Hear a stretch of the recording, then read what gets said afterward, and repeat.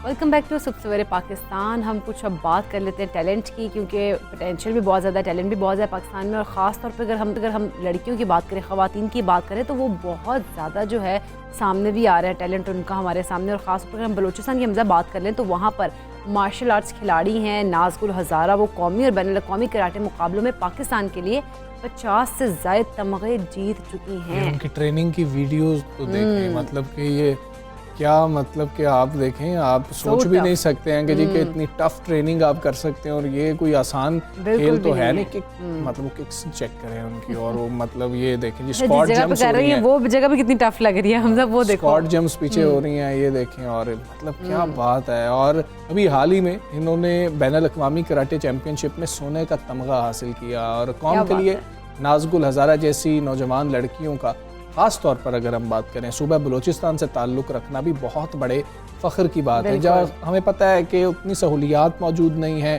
ख़ास तौर पे ख़वातीन के हवाले से देखा जाए, नक़्लो हरकत काफ़ी हद तक महदूद है। और तरबियत के लिए भी, ट्रेनिंग के लिए यानी कि हम बात कर रहे हैं, उस तरह से सहूलियात भी मुयस्सर नहीं है। तो फिर आपने अपने जो आपका शौक़ है उसको जारी रखा और आपका टैलेंट जो है वो पूरी दुनिया के सामने आया, पाकिस्तान का नाम आप रोशन कर रहे हैं। मतलब ये चीज़ें ट्रेनिंग वगैरह उन्होंने की, सब कुछ किया, लेकिन आप देखें कि परफॉर्मेंस देखें उनकी, उसके बाद वो गोल्ड मेडल भी लेके आ रही हैं। और 50 से ज़्यादा उन्होंने जो है वो कौमी और बैनुल अक़वामी जो है मेडल्स वो जीते हैं। तो ये मतलब क्या बात है। वैसे बलूचिस्तान के अगर ख़वातीन के कराटे बहुत अच्छा खेलती हैं, तो मुहतात रहते हुए हम उनसे सवाल कर रहे होंगे क्योंकि वो इतना बेहतरीन, वो हमने देख लिया है, उनकी ट्रेनिंग भी हमने देख लिया है। तो नाज़गुल हज़ारा को शामिल गुफ्तगू करते हैं। नाज़ अस्सलाम वालेकुम, गुड मॉर्निंग। हमने आपकी वीडियोज़ देखी हैं और वैसे तो आपको मुबारक हो कि आपने इतनी कामयाबियाँ हासिल की हैं। हमें थोड़ी सी कहानी तो बताएं कि शौक़ का आगाज़ कैसे हुआ, फिर ट्रेनिंग कैसे होती रही और आज आप इस मकाम पे मौजूद हैं। बिस्मिल्लाहिर्रहमानिर्रहीम, अस्सलाम वालेकुम, गुड मॉर्निंग। बेसिकली जो मतलब मैंने स्टार्ट किया था, मैंने 2008 से तकरीबन स्टार्ट किया और अब तक मैं मतलब कराटे खेलती हूँ। 2008 के बाद मैंने फर्स्ट नेशनल जो खेला वो हैदराबाद में मैंने खेला था और उसमें मेरा सिल्वर मेडल आया था, जो कि फाइनल में वापडा के साथ आए थे और उसमें मेरा सिल्वर मेडल आया था। फिर उसके बाद मैं 2015 तक बलूचिस्तान के लिए खेलती रही। बलूचिस्तान के लिए हमें हमेशा 3 मेडल या 2 मेडल लाजमी सिल्वर मेडल लेके आती थी। उसके बाद फिर मैंने वापडा ज्वाइन किया। अब मैं वापडा की तरफ से खेलती हूँ और माशाल्लाह मैं अनबीटन चैंपियन अब तक। ज़बरदस्त। नाज, हमें ये बताइएगा कि इसकी जो ट्रेनिंग करती हैं उसको कितना टाइम देती हैं और कितनी टफ होती है ये? इतना टफ नहीं होता, क्योंकि मतलब जो पेशेंट होता है वो जब हम लोग मतलब जो इंटरेस्टेड होते हैं वो करते हैं। हम जब ट्रेनिंग करते हैं, अगर हमें मेल ट्रेनिंग करवाते हैं या फीमेल, तो हम करते हैं, क्योंकि हमारे लिए कोई फर्क नहीं पड़ता। शुरू से हम करते आए तो वो हमारे लिए अभी इजी है। ठीक है नाज, ये बताइए इंस्पिरेशन कौन था, मतलब कहाँ से इंस्पिरेशन मिली कि ये करना है? आप बचपन से कर रही हैं, लेकिन इंस्पिरेशन तो कहीं से मिली होगी आपको।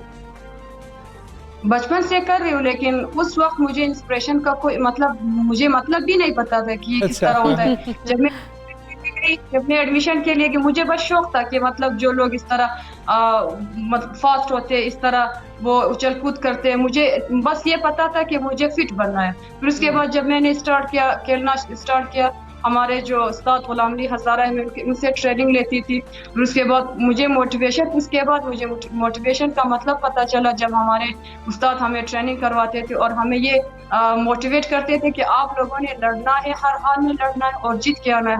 आप लोग अपने एक सिटी तक इसके लिए मत जाओ कि आप लोग एंजॉय करो, ये करो, मेडल के लिए जाओ और वापस मेडल के साथ ही आना है। ज़बरदस्त ज़बरदस्त। अच्छा नाज, जिस तरह से आपने कहा कि आपको तो उस टाइम इंस्पिरेशन का मतलब भी शायद नहीं पता होगा, लेकिन अब आप क्योंकि जहाँ पे रह रही हैं वहाँ पर आप बहुत ज़्यादा लोगों की, लड़कियों की खासतौर पर इंस्पिरेशन बन चुकी होंगी। तो उन लड़कियों को आप किस तरह से उनको हौसला बढ़ाती हैं कि आप लोग भी आओ? और बाकी अगर फैमिली की बात करें तो कितनी सपोर्ट करते हैं फैमिली वाले? ये इस तरह है, मतलब बलूचिस्तान में जो अब माशाल्लाह ख़वातीन या ये फीमेल्स है, ये लोग अभी एक्सरसाइजेस करते हैं, स्पोर्ट्स में काफ़ी ज़्यादा आगे आ रहे हैं। और पहले इतना ज़्यादा नहीं था, अवेयरनेस नहीं था, लेकिन अब बहुत ज़्यादा हुई है।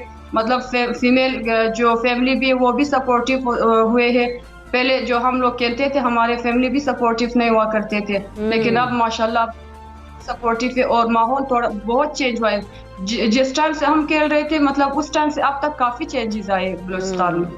ठीक है, कोई गोल होता है ना, जब भी आप कोई काम कर रहे होते हैं, आपका कोई पैशन होता है, या इवन आप नौकरी क्यों ना कर रहे हो, आपके गोल्स होते हैं जिनको अचीव करना होता है। तो ऐसा कौन सा गोल है जिसको अचीव करने के लिए नाज जो है वो मेहनत कर रही हैं?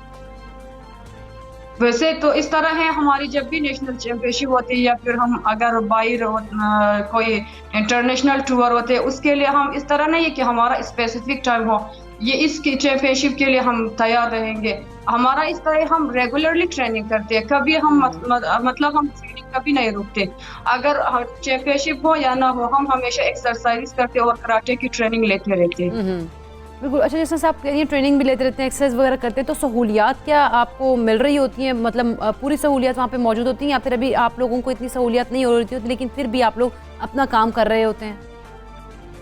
सहूलियत मतलब हम लोग करते हैं, जो भी हम कभी एक्सक्यूजेस पेश नहीं करते। हम कहते हैं कि अगर सहूलियत भी नहीं है, हम लोग ये करेंगे, ट्रेनिंग करेंगे, और हम हमारा जो टारगेट है वो गोल्ड मेडल है। हम हमेशा गोल्ड के लिए ही लड़ते हैं, ना सिल्वर ना ब्रोंज, मतलब हम वो करते हैं। हम हमेशा ट्रेनिंग करते हैं, अगर एक फैसिलिटीज ना भी हुई तो हम करते हैं। अच्छा। ठीक है नाज, आप हमें ये भी बताइएगा कि क्योंकि जब हमने बैनुल अक़वामी सतह पर इंटरनेशनल लेवल पर जाकर कम्पीट करना है, तो इंटरनेशनल खिलाड़ी हैं, सहूलियात मुख्तलिफ हैं, ख़ास तौर पे ट्रेनिंग की बात कर ली जाए तो कोचेज़ जो हैं वो बहुत ज़्यादा बेहतर हैं और सर्टिफाइड हैं।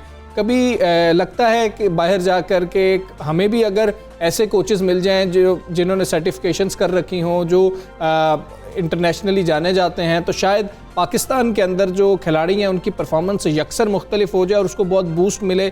और कितना यहाँ पर रूम मौजूद है अभी? इस तरह नहीं है कि मतलब बाकी जो कंट्रीज होते हैं उनके कोचेस इतने हाई क्वालिफाइड होते हैं। अगर इंसान को जो अचीव करना होता है वो हर हाल में करेंगे, चाहे वो मतलब इजी ट्रेनिंग करे या हार्ड ट्रेनिंग करे।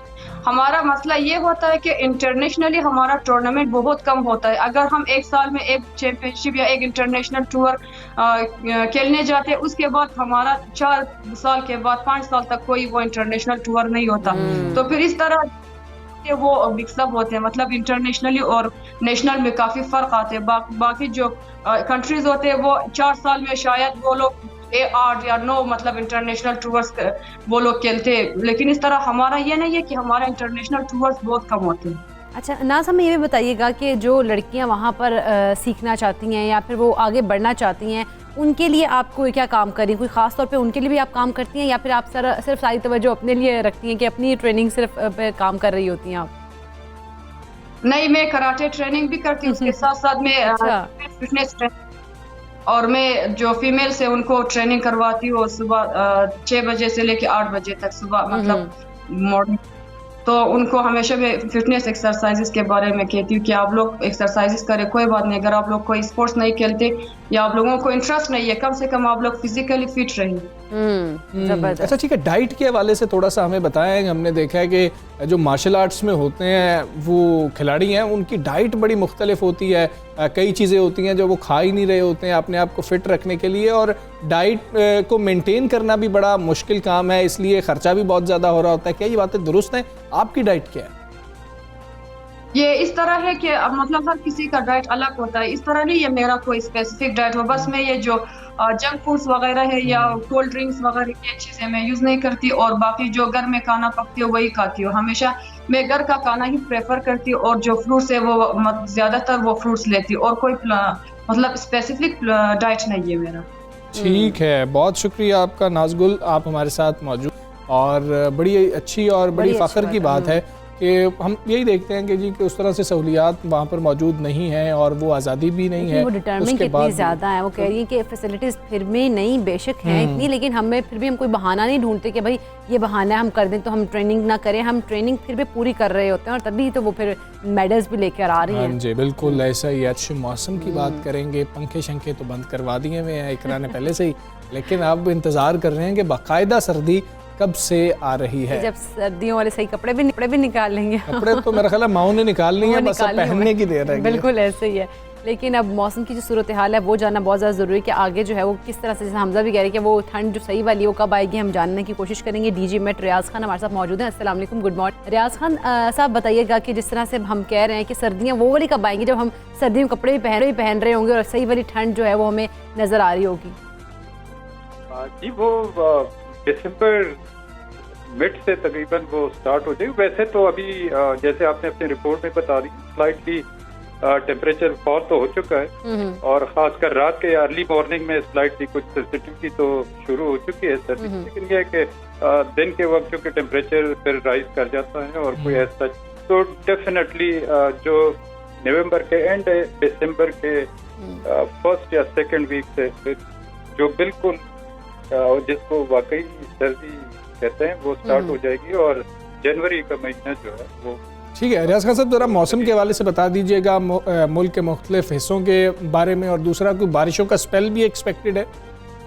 अभी फिलहाल तो अगर हम कंट्री की बात करें तो कोई ऐसा सच नहीं है, अलबत्ता आगे जो 2-3 दिन के बाद कुछ जो एक्सट्रीम नॉर्दर्न पार्ट से शमाली हिस्से हैं, नॉर्दर्न एरिया, उसमें कुछ बारिश की चांसेस, स्नोफॉल की चांसेस रहेगी, लेकिन ओवरऑल जो रेस्ट ऑफ द कंट्री है उसमें फिलहाल कोई ऐसा सच नहीं है। जी ठीक है, फिलहाल मौसम खुश्क ही रहेगा। बाकी अगर हम बात करें शहरों के अंदर या इलाकों के अंदर, बहुत शुक्रिया खान साहब, आप सबसे सवेरे पाकिस्तान से बात कर रहे थे। तो मौसम के हवाले से हमने आपको बताया है कि लेकिन सर्दी बस आ रही है और दिसंबर के स्टार्ट में ही अच्छी बेहतरीन जैसे होती है ना खून की, वो भी अब महसूस होती है। सुबह में हम आए तो ठंडक महसूस हो रही है। बिल्कुल ऐसे ही। हमें इजाज़त दीजिए, अपना बहुत ख्याल रखिए। अल्लाह हाफ़िज़।